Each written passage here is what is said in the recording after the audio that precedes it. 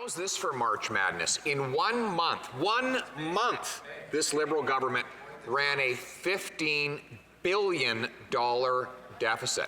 Whoa. And now in this year, remember the year in which the budget was going to balance itself? There's another $20 billion deficit. No balanced budget until the year 2040, and that assumes no additional spending. Right. The reality is this: the only way to pay for all of this out-of-control spending is crippling tax increases on Canadians. Why won't this Liberal Party be honest before the election about the real cost in tax hikes that would come after the election? The Honourable Parliament Secretary to the Minister of Finance. Mr. Speaker, I'm so glad the member opposite was able to take off his tinfoil hat to come into this House today, because he doesn't actually understand the real results of our economy. Let's talk about our real results. A typical Canadian family is $2,000 better off, and as a result, Mr. Speaker, of our policies, Canadians have created over 1 million new jobs. And let's not talk about the Conservatives' plan for the economy. I mean, they have already flip-flopped, and when it comes to the Leader of the Opposition, it's cuts first and think later. Member for Carleton. They don't even have to think. They know exactly what they do every time. Run up massive deficits before the election, and then massive tax increases after the election. Now, they hope that Canadians won't know about that until after the election is held, when Liberals no longer need voters' votes, but still need their money. But the mathematical reality is this: the only way to fund their out-of-control spending is through large and growing tax increases on the middle class. Why aren't they honest enough to admit that now? Parliament Secretary to the Minister of Finance.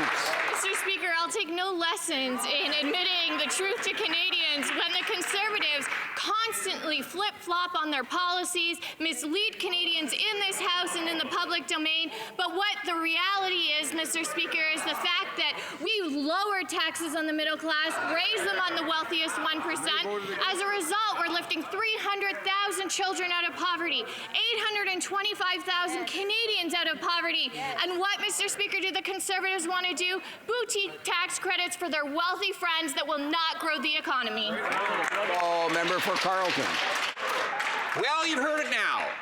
If you are a soccer mom or a hockey dad, you are too rich for the Liberals, and the Liberals want to make you poorer. You've heard it again. If you are someone who takes the bus and used the transit tax credit, you're too rich, and the Liberal plan is to make you poorer. So far, they've succeeded. They've raised taxes by $800 on the average Canadian family, and they'll do much more if they're re-elected. So here's a specific question.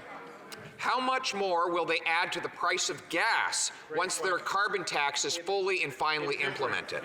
Honourable Parliament Secretary, the Honourable Minister of the Environment. Speaker, let's talk about what we've done for Canadians. Families are $2,000 better off. We've raised 300,000 children out of poverty. We've created 1 million jobs with Canadians. Larger 60% increase in foreign direct investment this year. And at the same time, we're taking ambitious climate action. Unfortunately, the Conservative Party does not understand that we need to take action on climate change, that you can do it in a way that makes life affordable, that they create good jobs. They have a policy that's right out of the 1950s when it comes to the economy, and no plan for the environment. Member for Carleton. We know what their policy looks like. They've said they admire the carbon tax in British Columbia. They only want it to be higher. When the Prime Minister was asked about the $1.60 a litre gas price in that province, he said, this is exactly what we want. Whoa. And it's exactly what Canadians will get if the Liberals are re-elected and increase, as they've promised, the carbon tax by 250%. So a simple question: if they're not afraid of the truth, why don't they admit it? How much will gas prices go up once the carbon tax is fully and finally implemented? Honourable Minister of the Environment and Climate Change.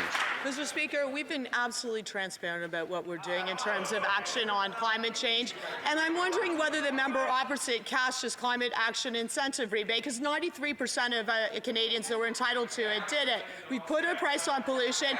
80% of more families are getting more money off. But let's talk about the Conservative plan for the environment.